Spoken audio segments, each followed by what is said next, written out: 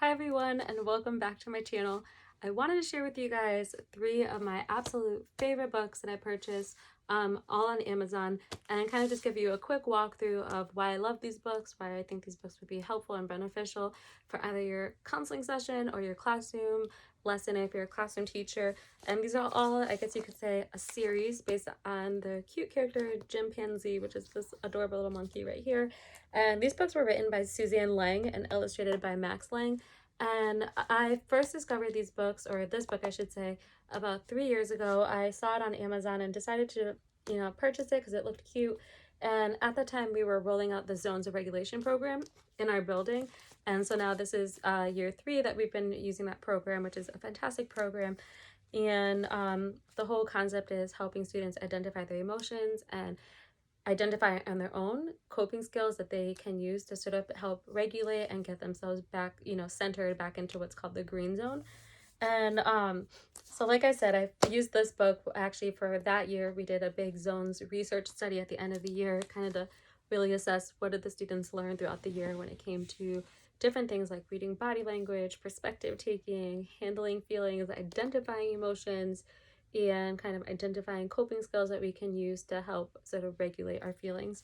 So recently, within the last couple of weeks, I saw while kind of browsing through Amazon that the author had released 2 new books, actually 3. One is a board book more geared towards like younger children, probably preschool, kindergarten level, where it's just a small board book and it's kind of repetitive throughout. So I did not purchase that one just because I really didn't feel like it would benefit me for what I specifically wanted to use the books for. But I saw these other 2 books and I just immediately ordered them because I loved the first one so much. So this one is Grumpy Monkey Up All Night. And then this book is Grumpy Monkey Party Time, which I thought was so cute. So I wanted to kind of give you a little walkthrough of why I like the books. What do I think they'd be useful for if you're a classroom teacher, a school counselor, a school psychologist, special education teacher, social worker, whatever your role might be, or even if you're a parent at home. The original book I absolutely love, and what I love about this book is that it obviously talks about like going back to zones. It's a great book if you're talking about the red zone with students, but it's also a really great book to talk to kids about how it's normal to feel mad and it's normal to feel grumpy, and you can talk about what does it mean to be a good friend. Like his friends are trying to kind of help him at the end. His friend Norman is a good friend. He just sits with him and is not that they're talking, but he's just being there in person to show that he is being supportive of Chimpanzee, which I thought was so cute. I love this book especially for the concept of reading facial cues. So if you get this book or if you rent it from your library and borrow it, you see that throughout the book the character is denying that he's grumpy and mad, and all the other animals are asking him why is he mad, and he keeps saying that he's not mad, he's not grumpy, and they all acknowledge, each different character acknowledges a different facial feature. So kind of just to show you a quick example, let's see. So here we have one example where the character is saying, Jim's grumpy. Why are you grumpy, Jim? Asked Lemur. It's such a wonderful day. Grumpy? Me? I'm not grumpy, said Jim. Your eyebrows look grumpy, said Lemur. It's true, said Norman. They're all bunched up. And so Jim raised his brow. So I just thought that that's such a cute way if you want to work with students, exploring facial features and recognizing what does it look like on your face when you're mad, or how can you tell if someone else is mad by reading their face, their eyebrows, their mouth, their body. So on one page he's hunched over and the character acknowledges, well, your body's all hunched over, and so then he kind of straightens his body and fixes it. But it's a really great way to kind of identify. By the end of the book he sort of starts to recognize, well, maybe he is mad and maybe he is feeling grumpy, and then he at one point kind of explodes because he's so tired of everyone saying, why are you grumpy, and he has like an explosive reaction. So now you sort of see him shift from maybe the yellow zone, kind of feeling grumpy, into the red zone, where now he's just really mad. He's lost control. His body's out of control. So that's a great way to talk about how your emotions can shift throughout the day and your zones can shift throughout the day. And then by the end of the book, he sort of storms off. He takes space by himself. Now you can see he's moved from the red zone, out of control, into the blue zone, because now he's looking sad. He looks like he might cry, and it says that he starts feeling sad, and then afterwards he recognizes his friend kind of had a little scenario, and he talks to his friend about how he's feeling, And then by the end, he kind of just recognizes that he just needs space. He needs to just sit, and his friend sits with him. They don't really talk, but he realizes now he's starting to feel a little better. So a fantastic, fantastic book for talking about how your emotions change throughout the day. What does it mean? Take perspective. How can you read someone's facial cues? So I love that book for that reason. The other book that I purchased, Grumpy Monkey Up All Night. This book is really cute too. It's in the book, Chimpanzee is going to his parents' house for a sleepover, over his parents' tree, I should say, and then his friend Norman, who was in the original book, is back again, and Norman is going with him to the sleepover.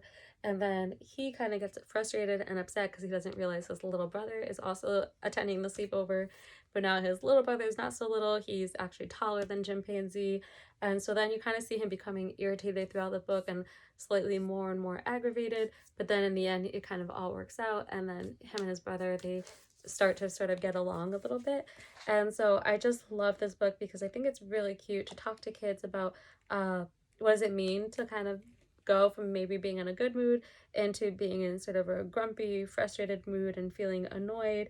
And then also just talking about like how do we handle when we're upset by something, and if a sibling or someone does something that you don't like. So for example, here you kind of see that Chimpanzee is getting really frustrated and really upset, and he's sort of starting to kind of lose it and have a big reaction. So maybe talking to kids about sides of the problem, sides of the reaction. How can you use an I message to express your feelings versus acting out in sort of a temper tantrum or in a big way that's going to cause the situation to maybe get worse, the problem to get bigger. So I thought that was really cute. And then kind of in the end, they sort of resolve it. They laugh. He ends up kind of shifting his mood and feeling, happier. So it's just a really cute book for talking with kids about those types of feelings and, how do you handle those frustrating feelings. This book, Grumpy Monkey Party Time, is really cute. And this book actually is really great for talking with kids who might experience anxiety and feeling nervous, and how that can sometimes lead to frustration. So I think these books are all fantastic as well because you can talk about how sometimes it's possible to sort of feel multiple feelings at once. Like you can be excited and maybe out of control. You could be mad and feeling sad. You could be angry and nervous. So this is a really great book to explore that idea of feeling multiple feelings at once and kind of how to sift through and decipher what are you feeling and body signals, how can you respond and how can you react to those situations. So in this book, he gets an invitation to, I think it's Porcupine's party, and he kind of quickly realizes as he talks to people that there's going to be dancing involved, and he does not know how to dance. He doesn't like dancing. So all the friends mean well, and they're trying to help teach him how to dance, and everyone's trying to show him and give him moves and tell him that he can do it. So a great way too to maybe explore some growth mindset, persevering, working towards a goal, trying something new, and even though you might be afraid that you might be bad at it or fail, use that to sort of drive you and overcome obstacles. So I thought that is kind of a cute way to maybe explore that topic with kids. So in the book, like I said, everyone's shocked because he can't dance and they're trying to teach him how to dance, and it's not really working out for him, and he's not enjoying himself. But then in the book too, once he goes to the party, they start dancing and it kind of gets crazy and he's not enjoying himself at all, and then finally he sort of explodes. And in the story, you kind of realize it helps to normalize feelings of anxiety and nervousness and not liking something, because then once he finally fesses up and becomes open and honest with everyone about that he just does not like dancing, then there's other animals that finally also step up and say, like, I don't like dancing either, me too. And they realize that they're not alone and there's other people that also feel the same way they feel. So it's a great way to normalize feelings. And they kind of realize that, you don't have to dance if you don't want to. So he's about to leave the party, and then Porcupine asks him, don't leave, I have all this food here. So he decides to stay, and there's a ton of food and they all enjoy themselves. And some choose to dance, some choose to play the games, some choose to just kind of hang out and talk.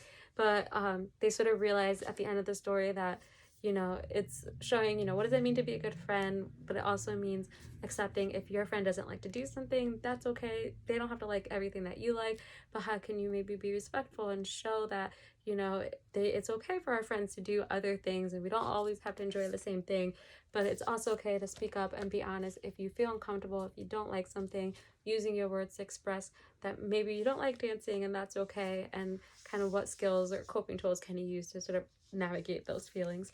So a really adorable book. I again purchased these on Amazon. The retail value for these are, I believe they're all about $17.99, $18.99, and this book is $17.99.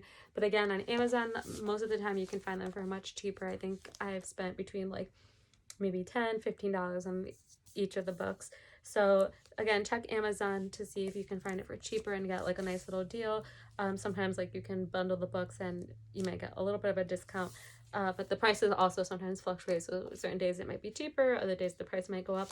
But these books are definitely worth adding to your SCL library if you're looking to build your library. They're really cute. The kids love the character Chimpanzee. They had so much fun when we read this book a couple years ago. So I'm really excited now that I have the other two books to read these with the kids and do some new class lessons with them.